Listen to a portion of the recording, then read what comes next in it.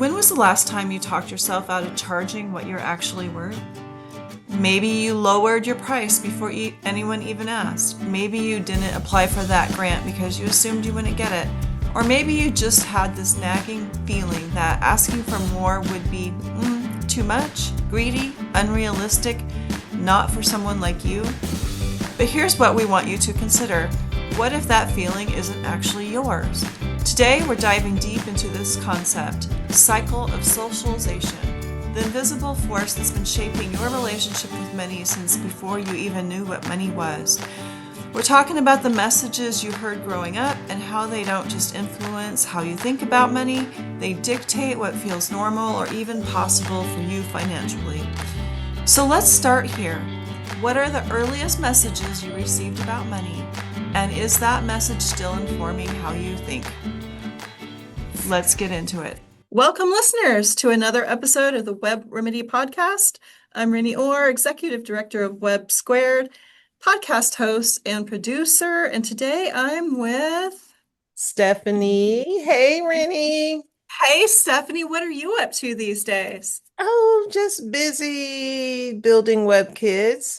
Hi, listeners. I'm the co-founder of Web Squared and the CEO of Web Kids, and I'm so excited to be here. We have a special guest today, and it's Alexa Avery, who we just did a podcast with earlier this week. Alexa, would you like to introduce yourself and tell us a little bit about your business? Hello, I'm Alexa Avery. I'm the owner of Leica Service Group, a commercial cleaning company based in North Carolina. So, together we are continuing our money mindset conversation series, and we're going to talk today about how our beliefs about money influence the decisions we make as entrepreneurs. And I'm really happy to have Stephanie here with us because she is an expert in the cycle of socialization. And today we're just going to talk a little bit about how race, class, gender, and family messaging shape what we do with our finances and our money and how we think about it and our mindsets around it. We'll also talk a little bit about generational wealth, generational trauma around money, and just the unique mindset barriers that BIPOC founders and entrepreneurs face when it comes to funding and asking for what they're worth. So, welcome, Stephanie. What is this thing called Cycle of Socialization anyway? Yeah, Rennie. So the cycle of socialization is an incredible framework that I learned when I was doing community organizing work, actually with CORE, Communities Organizing for Racial Equity in Chatham County.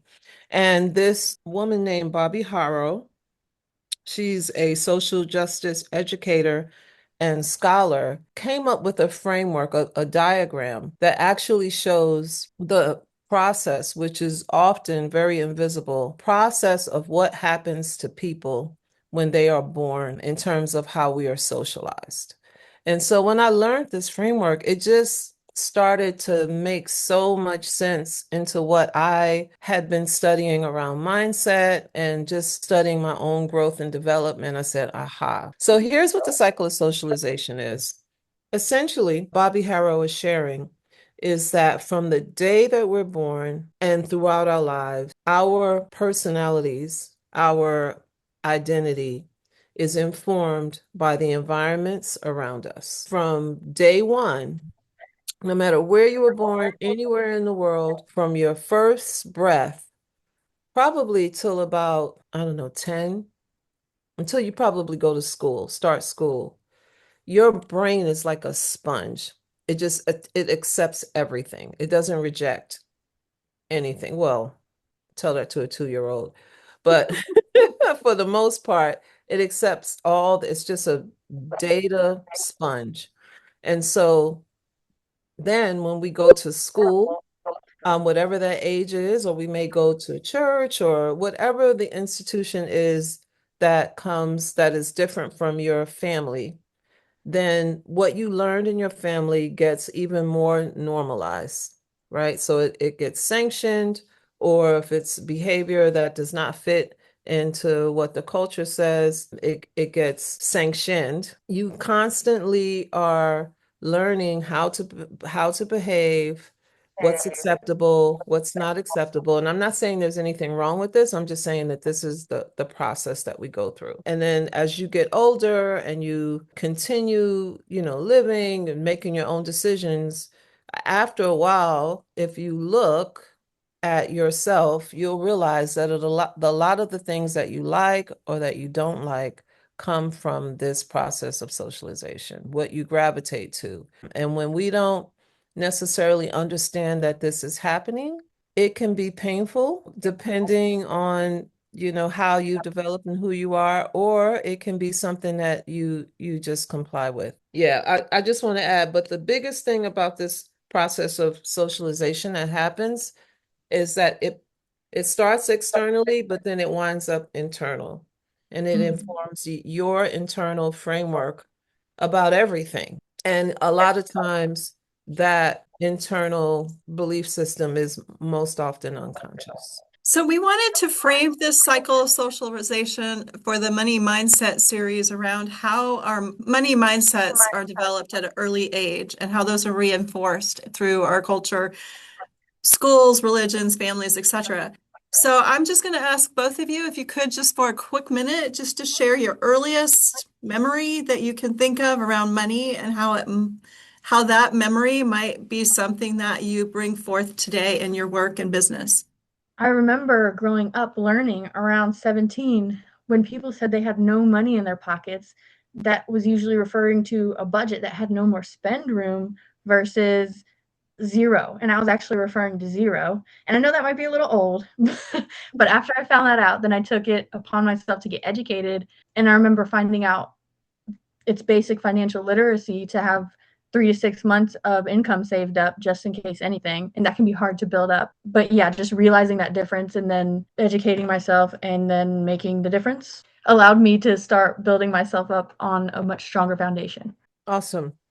So for me, I grew up, and I don't remember where I first heard this phrase, but I know it was a phrase that informed me that money is the root of all evil. I remember learning that, and I remember going to church and learning it was like harder for a rich man to get into heaven and something in the eye of a needle. I don't even remember a lot of Bible verses, but I remember that one. I remember I used to see all my family members, my parents work really hard for it. I always saw my mother like paying a little on this and a little on that, trying to make money stretch. I remember being a kid hearing, I'm trying to make $1 out of 15 cents. I think that might have been a song.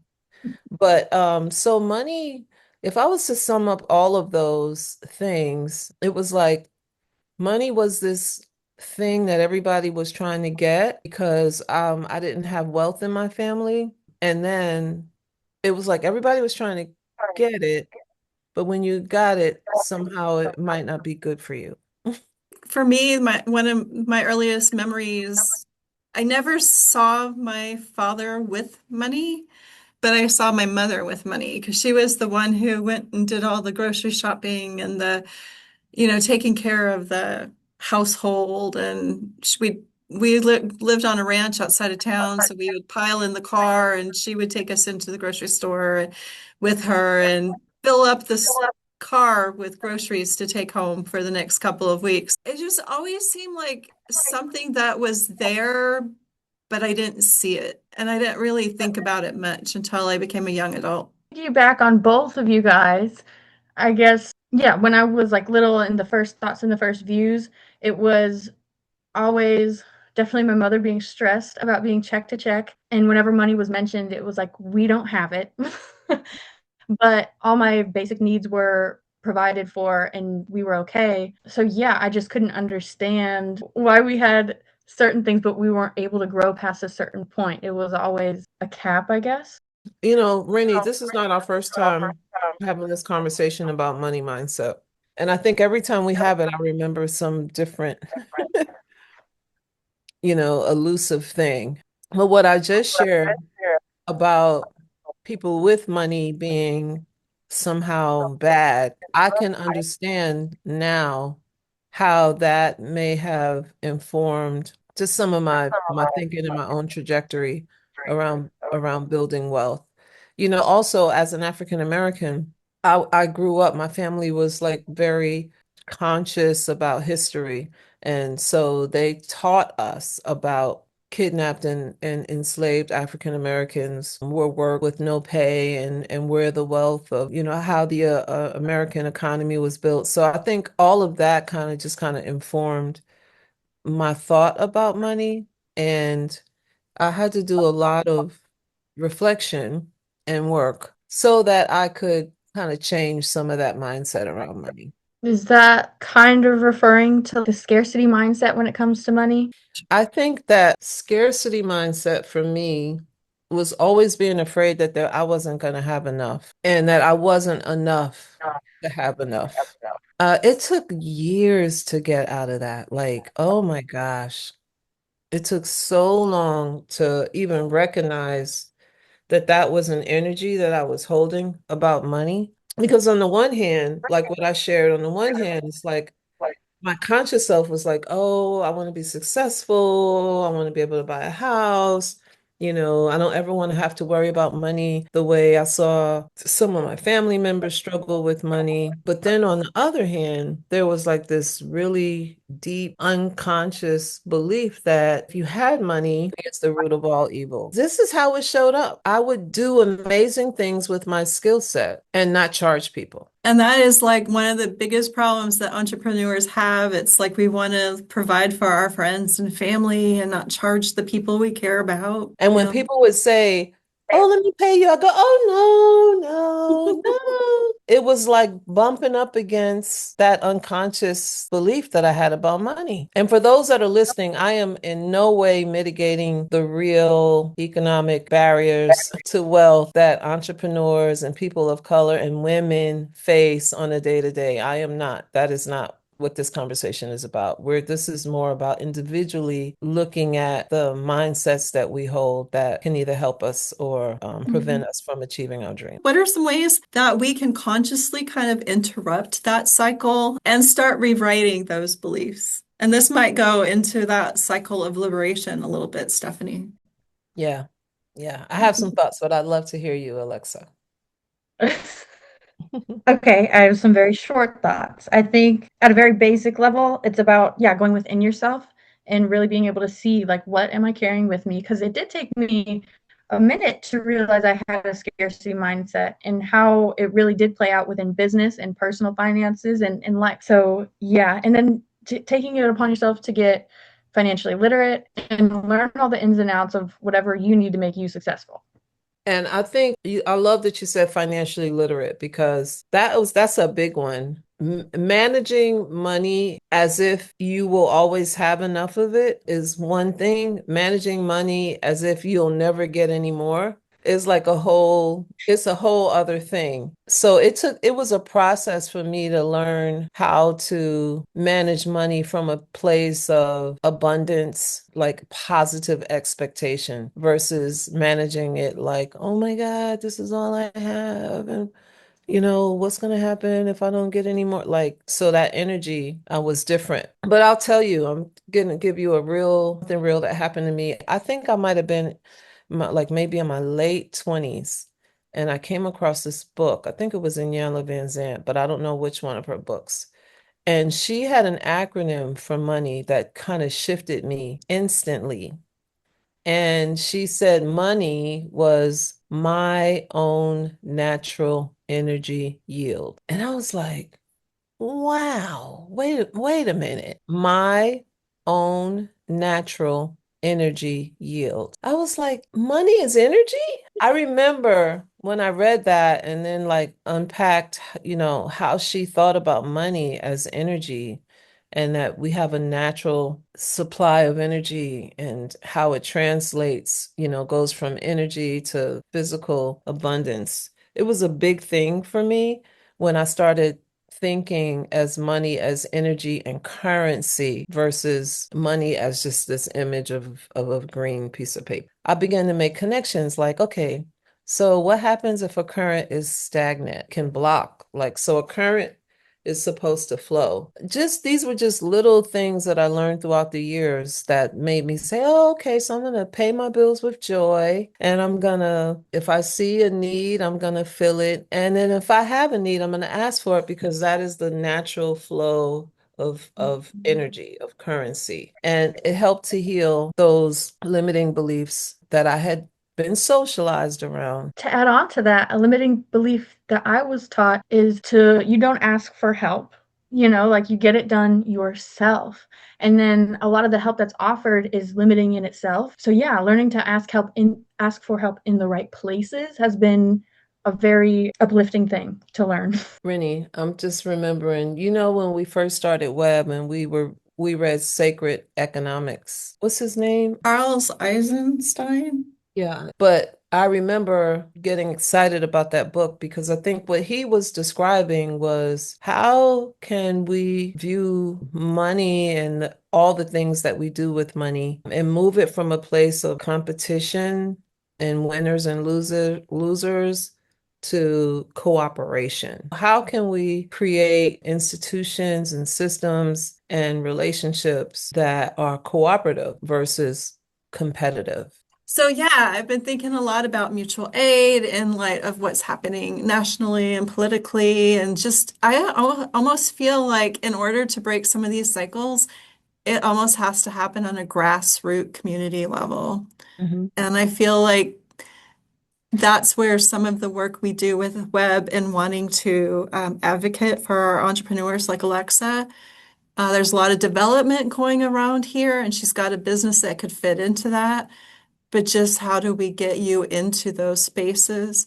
And then that advocacy for, just the entrepreneurs in general, and trying to find ways that if people want a business but they don't know what, trying to plug them into the development that's already happening and trying to create a place to meet some of those needs that are kind of falling through the cracks. And so those are the things I think about as ways of moving from this cycle of socialization to a cycle of liberation within the community and within the circles that we work with. Well, I think that was a great beginning to the conversation. And we're not done yet, but before we continue, we're going to take a quick minute and thank our sponsor today, PNC Bank. As a bank, PNC prides itself on being boring. But the truth is, they couldn't be more excited to serve the dynamic Triangle community. They've quietly toiled away to deliver brilliant results for their equally brilliant clients. And they have dedicated PNC teams throughout the local area, all ready to do the boring work to help you unlock your own brilliance. PNC Bank, brilliantly boring. PNC Bank, National Association, member FDIC. Well, welcome back. What a great ad from PNC Bank. We're so excited that they have sponsored this Money Mindset series. So I think we will kind of shift and just talk a little bit about generational trauma around money. I know it runs pretty deep for many families, especially those who have been marginalized or historically excluded in communities. Financial habits and fears are shaped by generations of survival, scarcity, and systemic barriers. I just want to open it up. And Stephanie, how does generational trauma show up in financial habits or fears? Well, for one, there's been a long history of really innovative entrepreneurs, business owners in the African American community in the United States. There have been, right up the road in Durham, that was a historical, they called it Black Wall Street. But there were hundreds of Black Wall Streets all over the country where, because of the systems that were in place, African Americans had to be self-reliant, self-sufficient, and lean on one another to provide the things that they needed to do life. Not necessarily well, it was eventually by choice just to be safe, but it was the law. But also, history shows us that a lot of those wealthy communities and epicenters and innovative entrepreneurs, their communities were destroyed because of racism, prejudice, jealousy, all those things. And so I think that sometimes, not all the time, but lots of times, and especially if you look at the data, it informs us today by not trusting Mm. the banking institution, not trusting joining the larger business community. Just a kind of like an apprehension around sharing your ideas.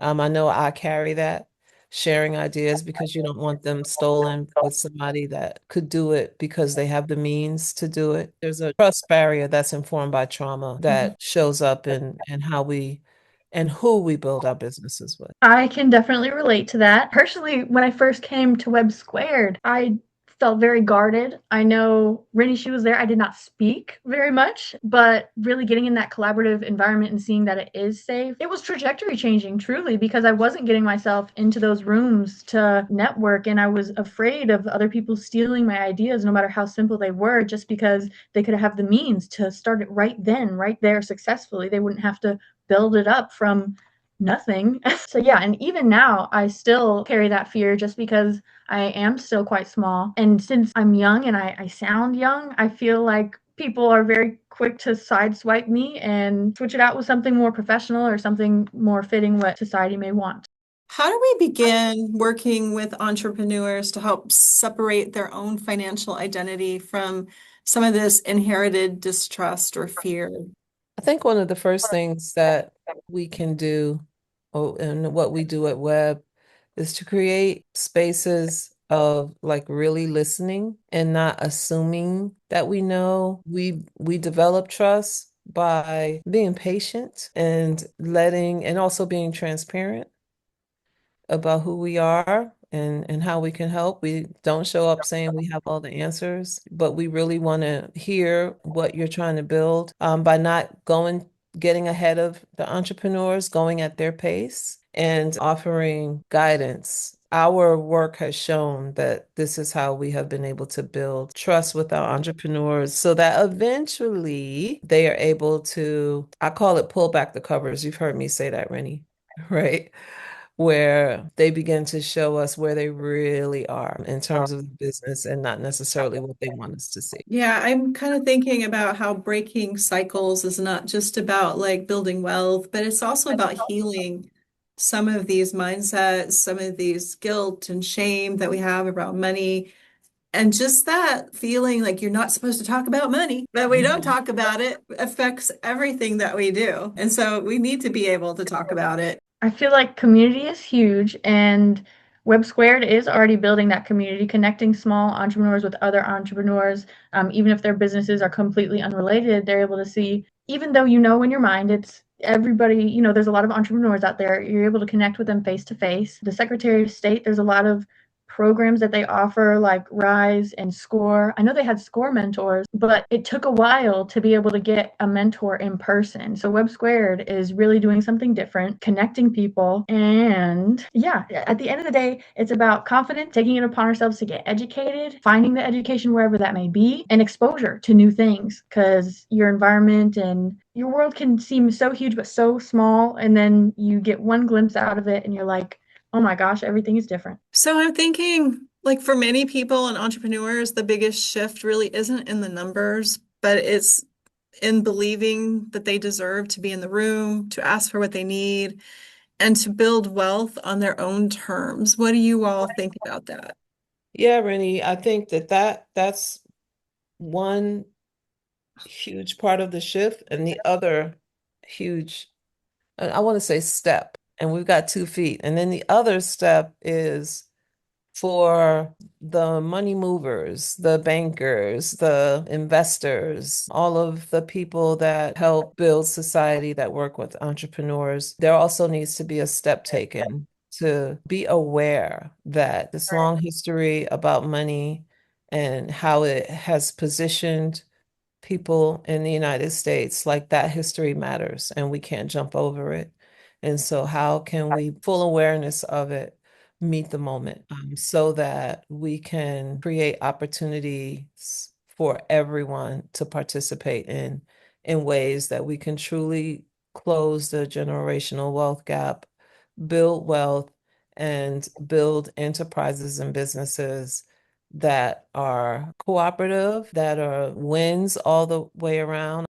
That makes me think of a time where I'll just call him a rich man told me that things are different once you reach a certain point financially. You don't want to go back and look for others. You want to keep what you have for yourself because he felt like a winner and everybody else was losers. And I feel like if we can make it to that financially differentiating point and still remember ourselves and our community and our people and pass on the education, pass on everything that we can, I think that will be a major change that is also needed. Well, thank you so much for this conversation. I believe there's probably a lot more we could have talked about today, and probably these are ongoing conversations, and that's why we have this Money Mindset series. I want to thank you both for showing up and being guests and co-hosting with me today. And Stephanie, since you're not working Web Square anymore, I don't get to hear you talk as much. Do you want to close us out? Absolutely, I can do that, Rennie. Thank you so much. Alexa, thank you for all that first off, your work, your beautiful self, everything that you do. Thank you to the listeners, to all the web entrepreneurs and entrepreneurs that may be tuning in and checking us out. And what we like to say at Web Squared is the evolution begins with dialogue. Thank you for listening to the Web Remedy Podcast, a mindset shifting project of Web Squared. Wealth Through Entrepreneurship for Black and Brown Businesses is a North Carolina nonprofit located in Chatham County. We offer incubator accelerator business services to Black and BIPOC entrepreneurs. Our podcast hosts are Stephanie Terry and Rennie Orr, the co-founders of Web Squared. We realize that building an ecosystem of support is critical to achieving our mission. Your donation to Web supports the podcast, Web's coaching services, and the promotion of the businesses and entrepreneurs we serve. To learn more about Web Squared, please visit our website at websquared.org.